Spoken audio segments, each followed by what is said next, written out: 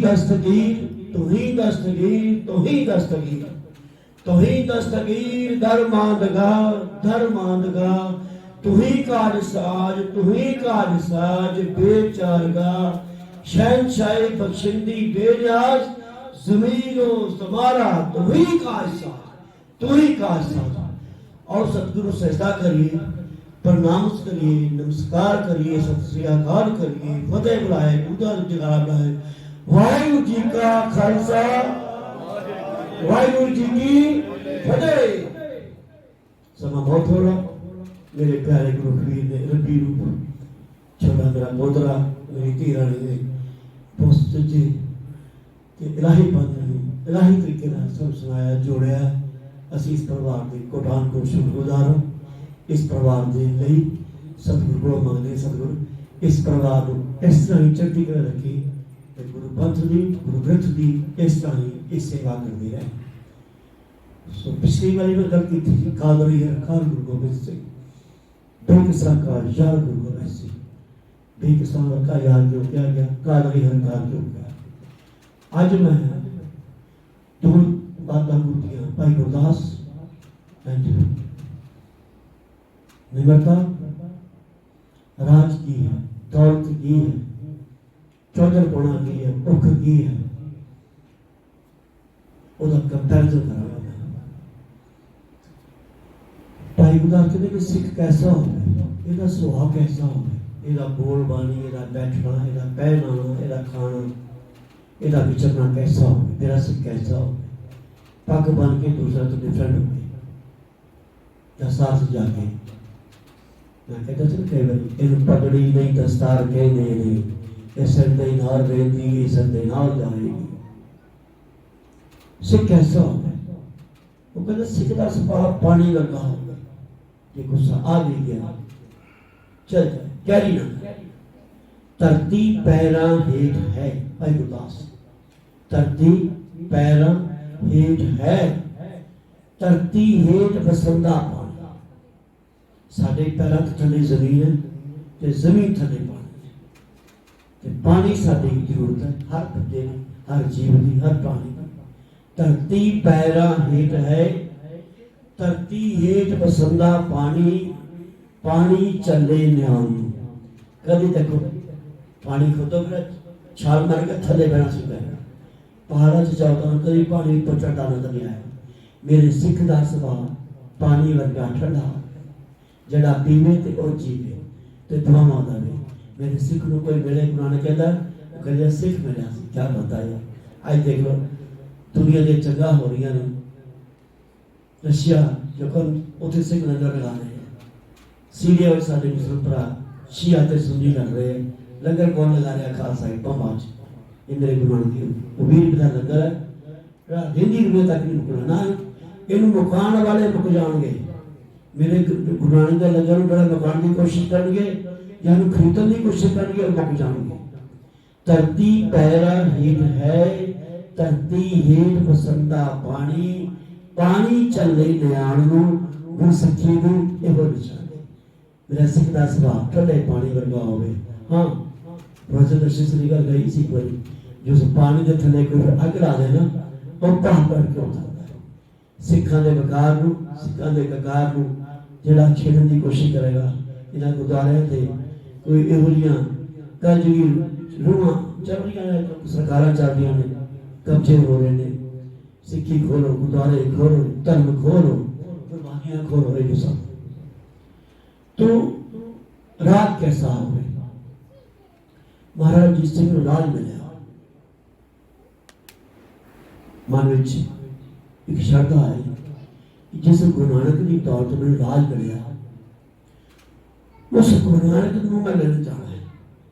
महाराजा घोड़े ते सवार होया, ननकाना साहब पहुंचा, पूछा इतने नानक का घर है, कहने लगे पुराना जा घर टुटा जा घर है, उन्होंने निकला है।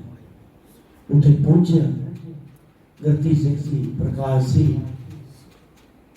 उनके भाई की नहीं मार भी धार भी आते रहे, मुगल आते रहे, लुट के लाते थे, लंगर भी, संगत भी, पंगत का सब कुछ ला जाते थे।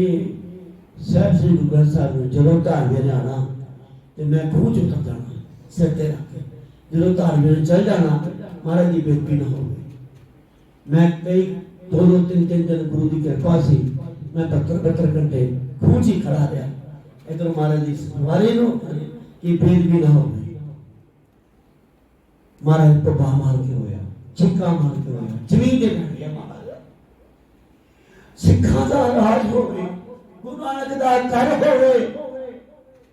उन्हें कहा भाई आसवेर का वेला एक घोड़ा ले जा, इनू जिन्ना दौड़ा सके दौड़ाई, जिन्ना भजा सके भजाई, शाम को आई रात रस्ते को सुनाऊंगा मैं।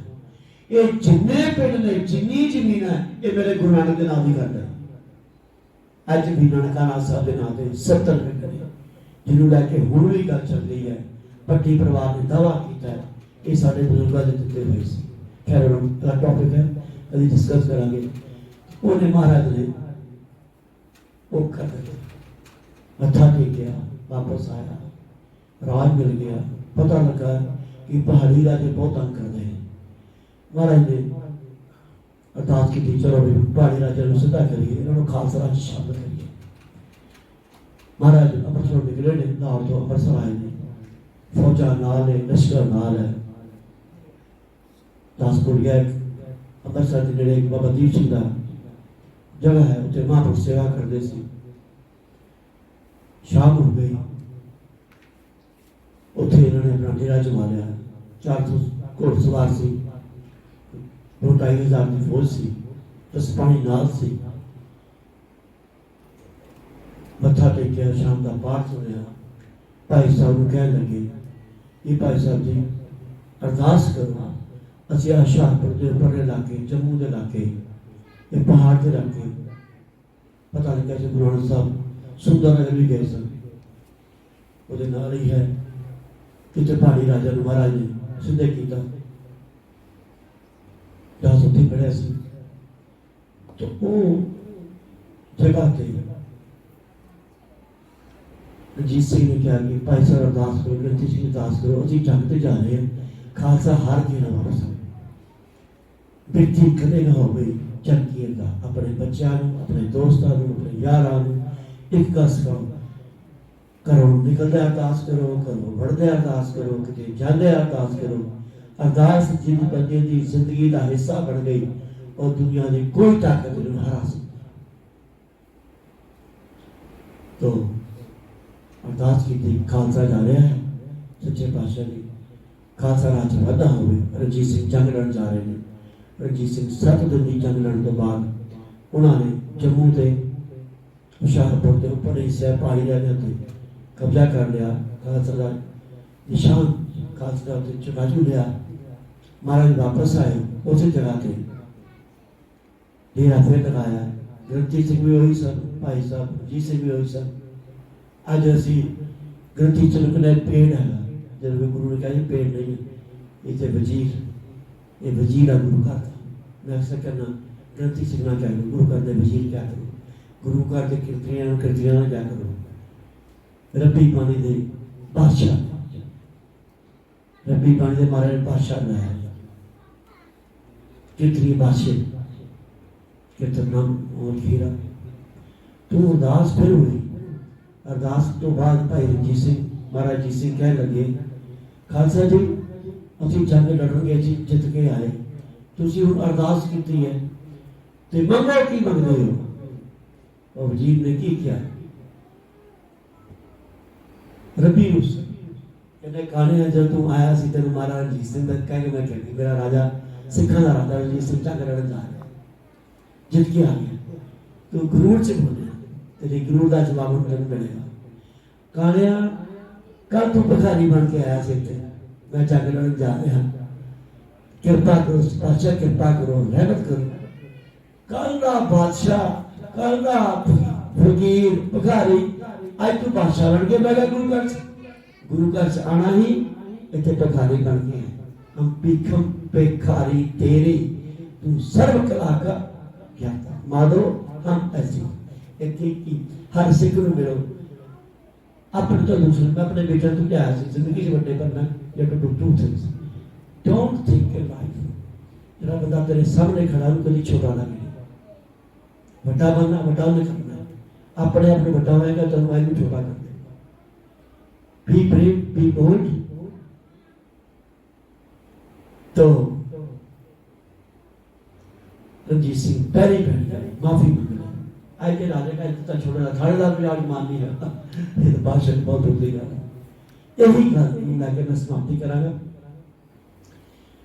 भाई नंदरा ने गुरु घर की बड़ी सेवा की शायरी की पोएट्री की नाज़रो मंसूर गुरु गोबिंद सिंह बादशाह दरवेश गुरु गोबिंद सिंह अब्दुल प्रवान गुरु गोबिंद सिंह बेकसा का यार गुरु गोबिंद सिंह हक हक और गुरु गोबिंद सिंह कादरी और काबू 200 पेज रखवाए गुरु सिख बल तरीफ के विच दूसरा में तो ठीक कहने भाई नंदराव ने लाओ भाई नंदराव बहुत लिखा अजी तेरे बरिया तो ठीक सुता पे बंदा होवे 5 रुपए की टिकट लगी होवे कहने भाई साहब उठो कड़ी डॉक्टर ने कहा 5 करोड़ दी बंदा वैसे पागल हो जाता है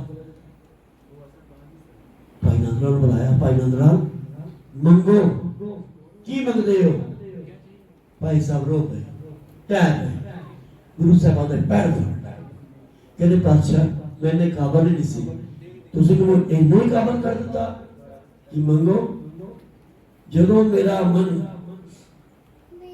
बहुत खूबसूरत प्रीति वाली बड़ा ध्यान नोट करना और नंदलाल कहने के बादशाह 10वें बादशाह